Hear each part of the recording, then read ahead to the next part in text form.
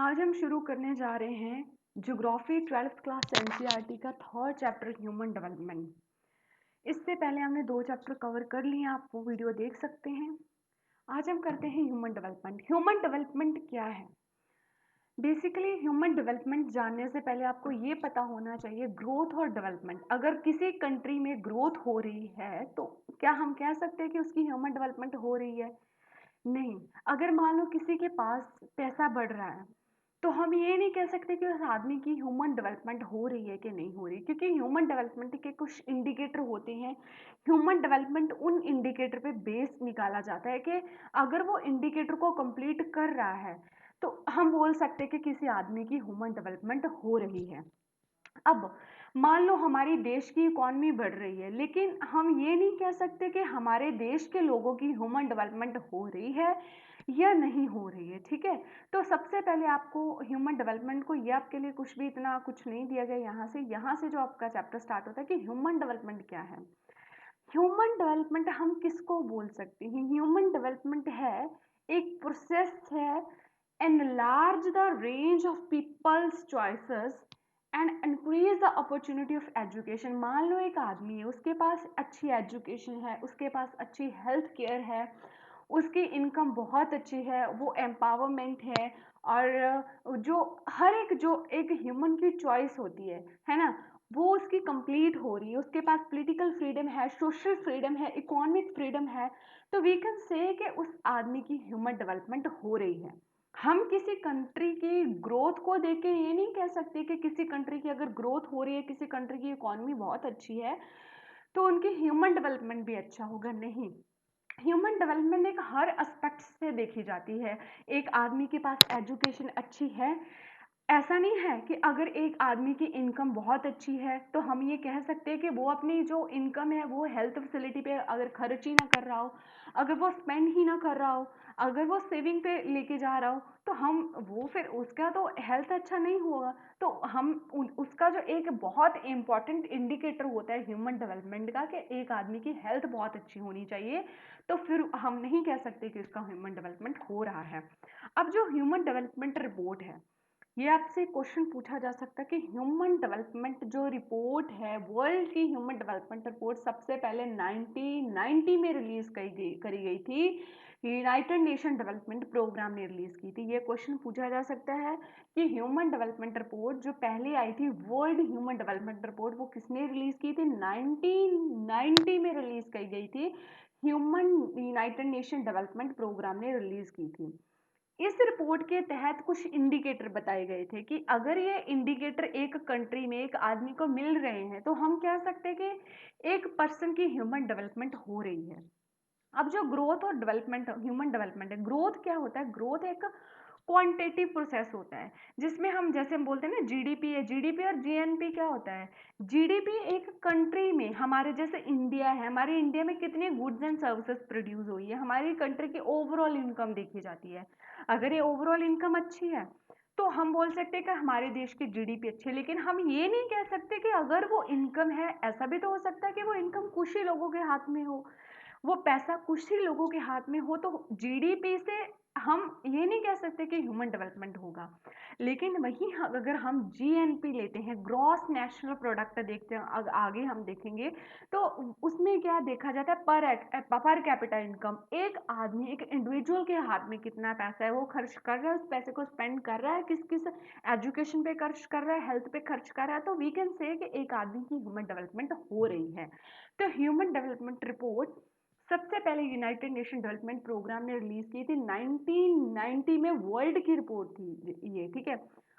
उस रिपोर्ट में ये बोला गया, इसके बाद एक ह्यूमन डेवलपमेंट रिपोर्ट 1993 की रिपोर्ट आती है, उसमें ये बोला गया कि अगर हमें ह्यूमन डेवलपमेंट करना है तो हमें दो फैक्टर देखने पड़ेंगे। पहला, कि प्रोग्रेसिव डेमोक्रेटाइजेशन होना चाहिए।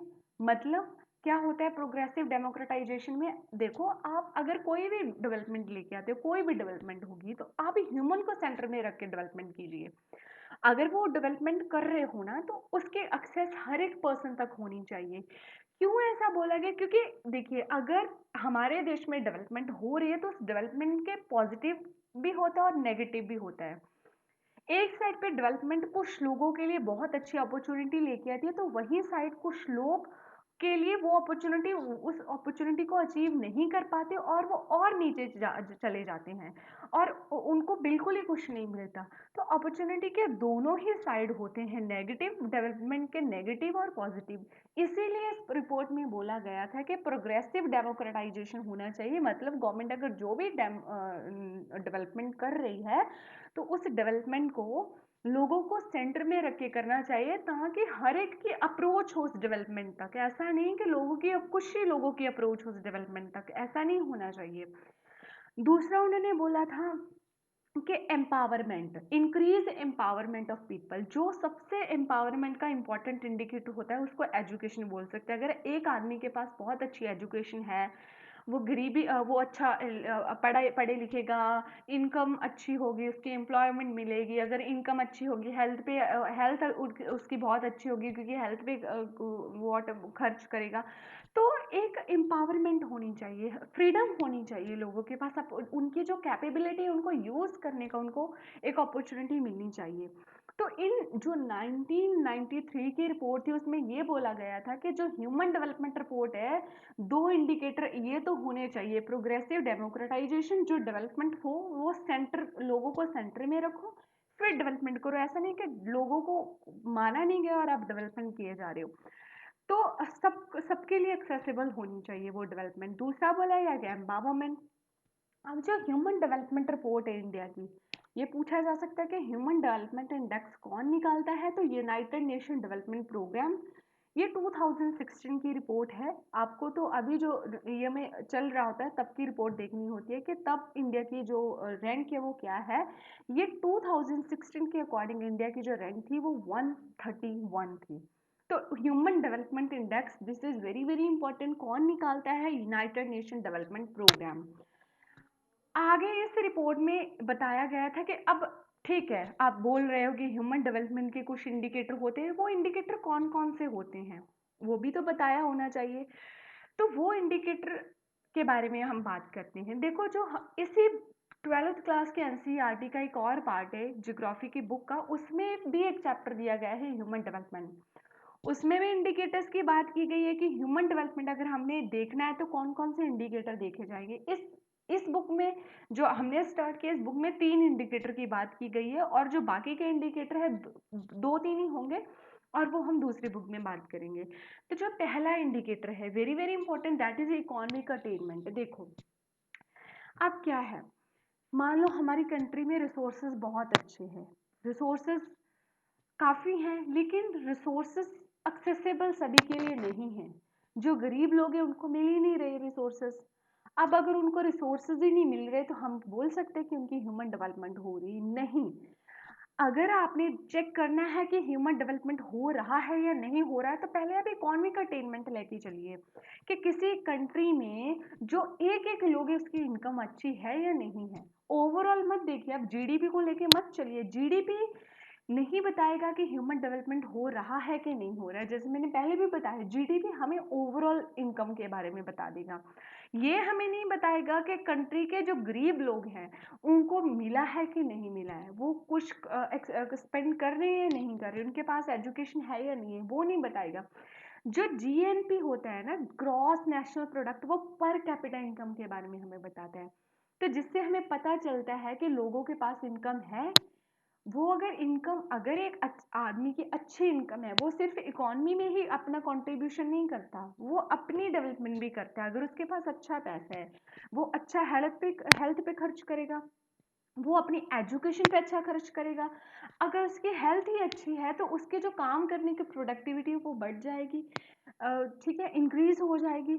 और अगर वो अच्छा कंज्यूम कर रहा है, अच्छे जो भी चीज़ें हैं, कंजम्पशन रेट उसका अच्छा है, तो वो अपने देश की इकोनॉमी में भी कंट्रीब्यूट कर रहा है। इसीलिए तो हमारी इकोनॉमी बूस्टअप होती है। तो अपनी तो उसके डेवलपमेंट हो ही रही है। एजुकेशन ले रहा है, उसको एम्प्लॉयमेंट मिलेगा, इनकम आएगी, हेल्थ पे खर्च कर, तो ऐसा एक साइकिल चलता रहेगा। तो अगर एक आदमी के पास इकोनॉमिक अटेनमेंट अच्छा है, उसका अटेनमेंट हर एक को मिल रहा है, पर कैपिटा इनकम अच्छा है, तो वी कैन से कि ह्यूमन डेवलपमेंट हो रहा है। ये सिर्फ एक इंडिकेटर है, ठीक है।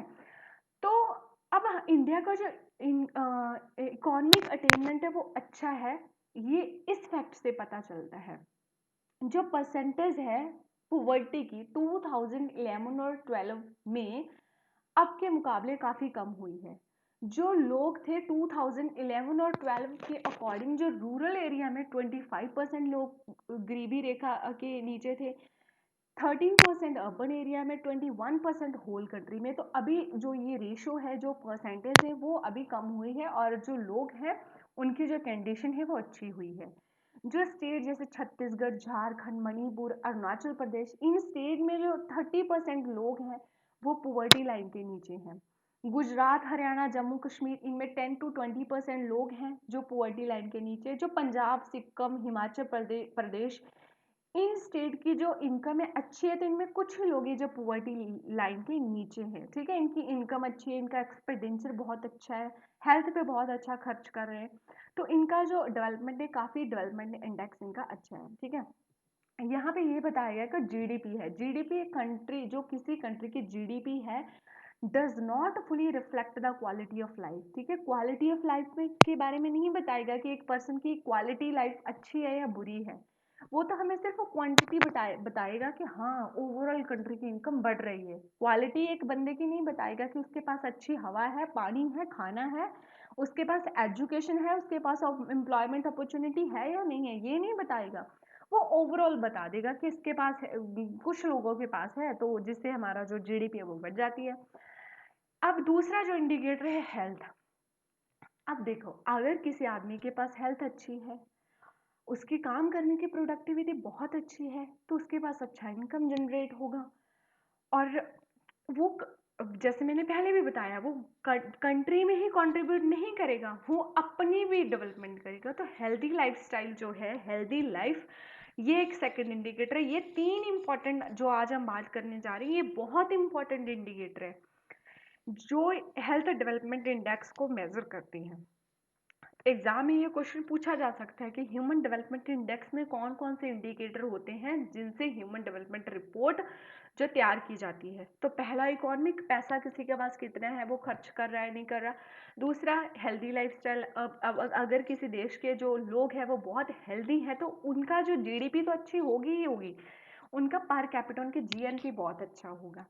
तो अब इसके लिए जैसे प्री नेटल और postnatal health care facility देखी जाती है। जैसे बच्चा पैदा होने से पहले की फैसिलिटी कैसी है, बाद की जो हेल्थ अच्छी मिल रही है या नहीं मिल रही, हेल्थ केयर अच्छी मिल रही है नहीं मिल रही, जो इनका जो इन्फेंट मॉर्टेलिटी है वो कम हुआ है कि नहीं हुआ है।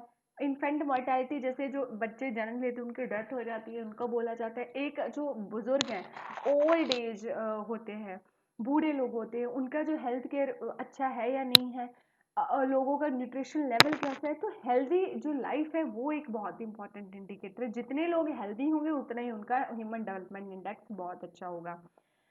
अब इंडिया इसमें भी इम्प्रूव कर रहा है। कैसे, ये हम कह सकते हैं क्योंकि जो इंडिया का डेथ रेट है जो 25% पर थाउजेंड था 1951 में, वो 2015 में सिर्फ 6.5% है। कितना ज़्यादा कम हुआ है।